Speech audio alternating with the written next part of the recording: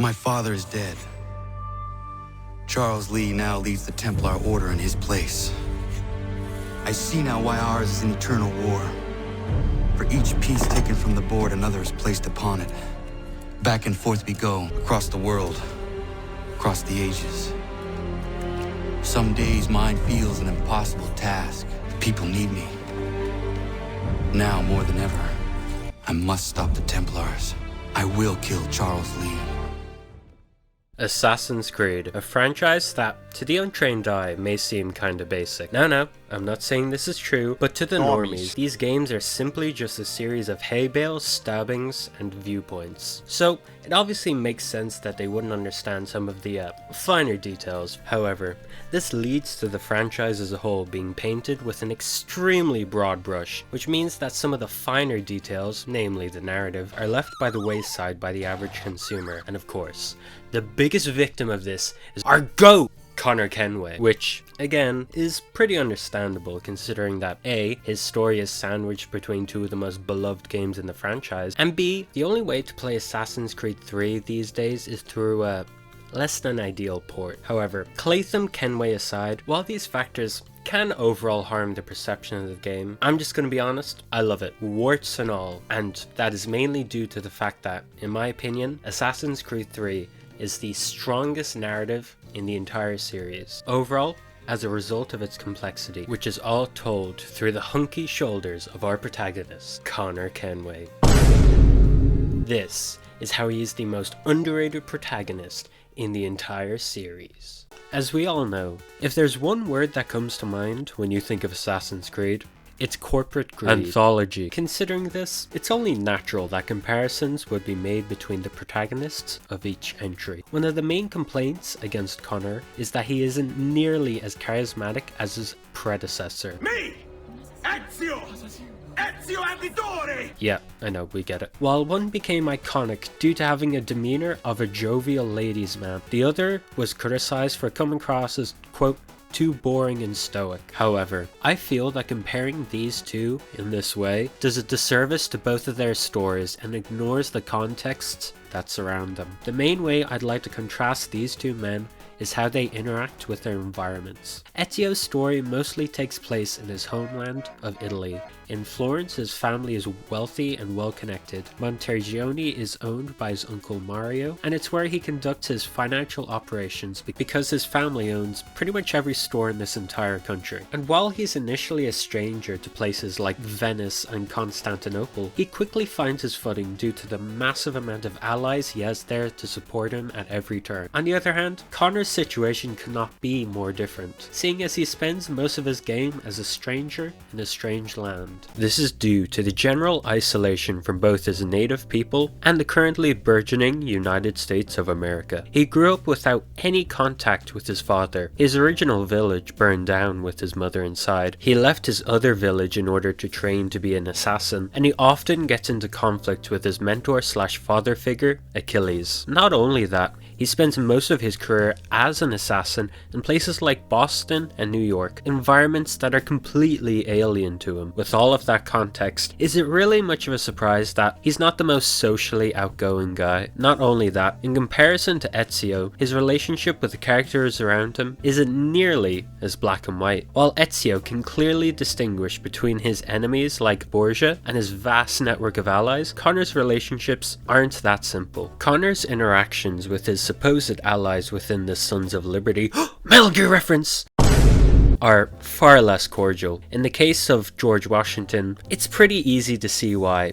However, I would like to specifically highlight Connor's interactions with both Paul Revere and Samuel Adams. When Adams is directly with Connor, he treats him like a close partner, allowing him access to many important meetings, giving him authority over a battalion, and initiating friendly physical contact. However, through his actions, we can see that he doesn't respect Connor's autonomy as an individual. For example, he repeatedly invaded Connor's personal space even after he was brushed aside, and how he pushes Connor's people out of their land after winning the war. You see, unlike Ezio's conflict with the Borgia, Connor's story isn't nearly so black and white, as he is forced to choose the lesser of two evils. And while he does prevent the Templars from enacting an infinitely more authoritarian scheme, it's not like he gets to ride off into the sunset like in a traditional story. Hell, what the American government does to his people is essentially a parallel to another plan set in motion by the Templars. What makes this outcome even more tragic is the fact that Connor essentially knows that this is going to happen. For example, he even acknowledges this in a cutscene where he compares himself to a slave that is owned by Samuel Adams. I hear much talk of freedom and equality,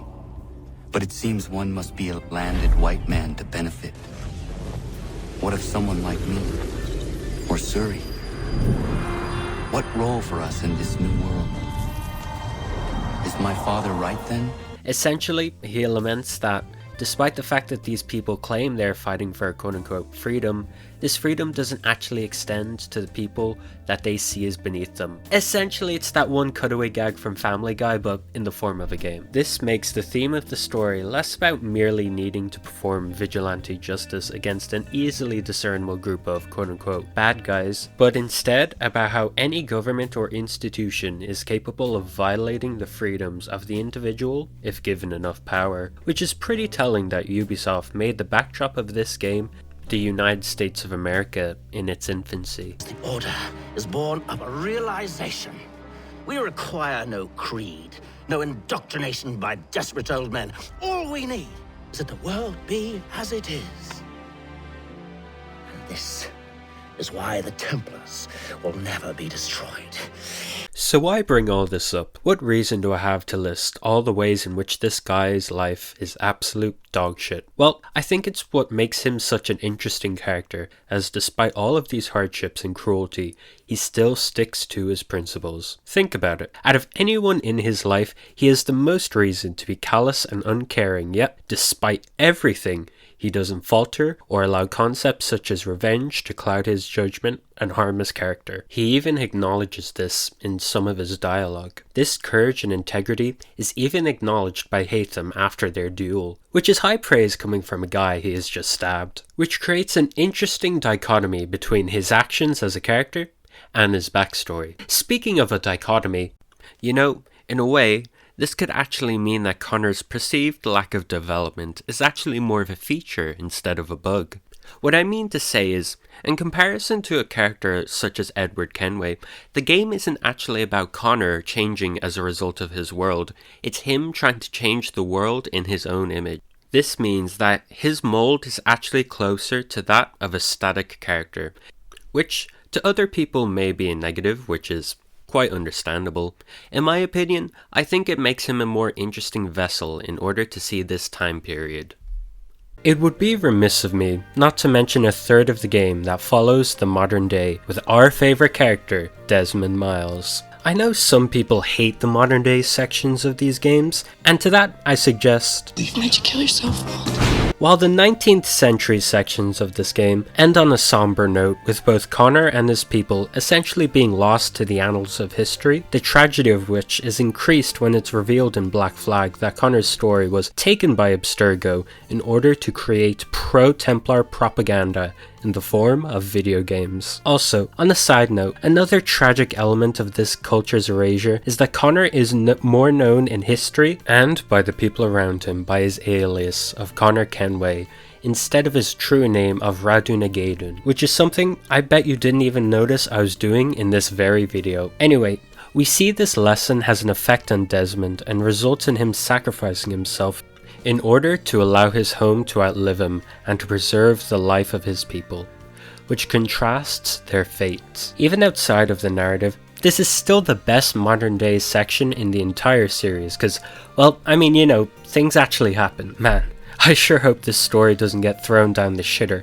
in favor of 4 games with absolutely no direction, and 3 games of another slapdash modern day story, only to top it off with 2 more games of, you guessed it, no direction. Okay, I can shit on some of the later entries till the cows come home, but to be quite frank, I don't even hate most of them. Actually, I think they're pretty decent in their own right.